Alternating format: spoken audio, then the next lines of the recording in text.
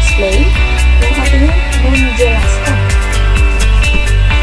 Oke, sebelumnya, apakah anak didik kami pernah mencermati suatu kejadian atau peristiwa sosial di lingkungan kita, atau melihat berbagai fenomena alam? Sudah pernah ya tentunya. Nah, ini dia contoh peristiwa sosial. Kalau dikatakan peristiwa sosial, berarti segala kejadian yang terjadi dalam kehidupan bermasyarakat. Bisa jadi itu tawuran, demonstrasi, maupun pengangguran. Kemudian kalau dikatakan fenomena alam, berarti segala sesuatu yang terjadi disebabkan oleh alam. Bisa itu masalah banjir, gempa bumi, bahkan kebakaran hutan. Informasi tentang peristiwa atau fenomena tadi, supaya lebih mudah kita pahami, akan disajikan dalam bentuk teks eksplanasi. Nah, di teks eksplanasi inilah akan dijawab proses mengapa dan bagaimana peristiwa atau fenomena itu terjadi. Oke, ini poin-poin penting yang akan kita bahas dalam teks eksplanasi. Yang pertama pengertian, yang kedua tujuan, ketiga ciri-ciri, keempat struktur, kelima kaidah kebahasaan, dan yang keenam contoh teks eksplanasi.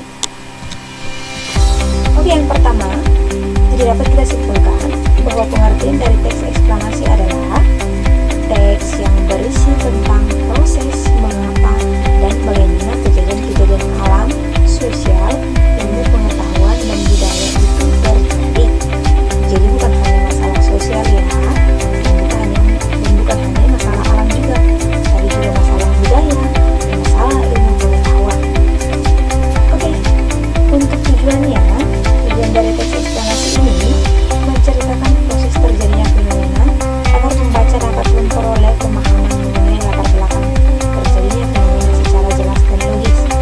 Jadi, dalam teks eksplanasi ini nanti akan disajikan kalimat-kalimat fakta yang benar-benar terjadi. Jadi kalau dikatakan secara logis, artinya dapat diterima oleh akal manusia. Kemudian, kita akan bahas ciri-ciri teks eksplanasi. Yang pertama, strukturnya terdiri atas pernyataan umum, tentang sebab akibat, dan interpretasi. Nah, untuk ciri yang pertama ini akan kita bahas di slide selanjutnya. Yang kedua, memuat informasi berdasarkan fakta. Artinya, informasi yang disajikan dalam teks eksplanasi itu harus benar-benar terjadi, bukan dikarang-karang ya. Kemudian, yang ketiga, kefaktualannya bersifat ilmiah. Artinya, peristiwa yang benar terjadi itu harus berhubungan dengan ilmu pengetahuan.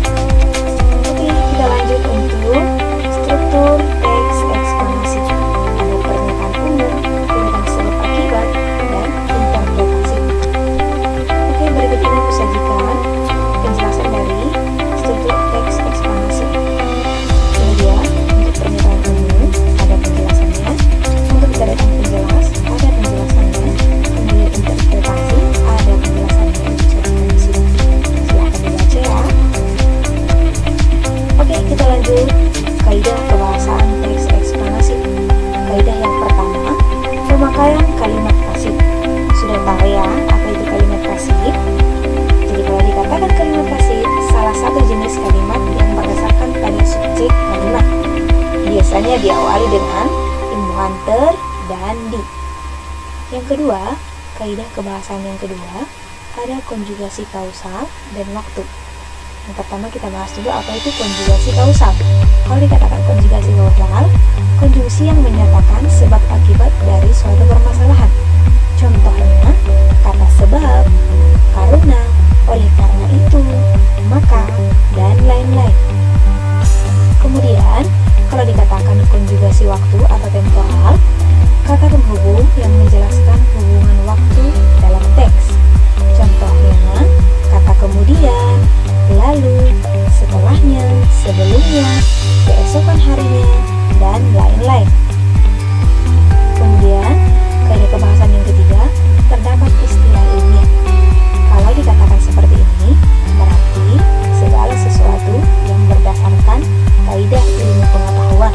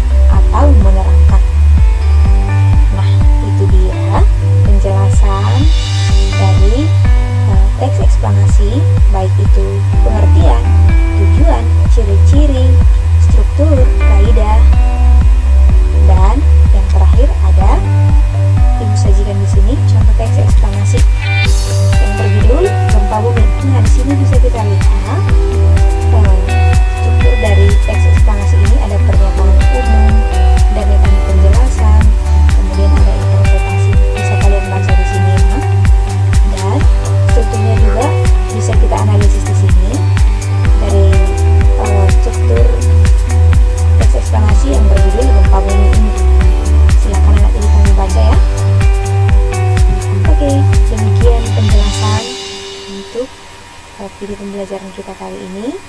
Semoga bermanfaat. Semangat mengerjakan tugas ya. Sekian dan terima kasih. Bye-bye.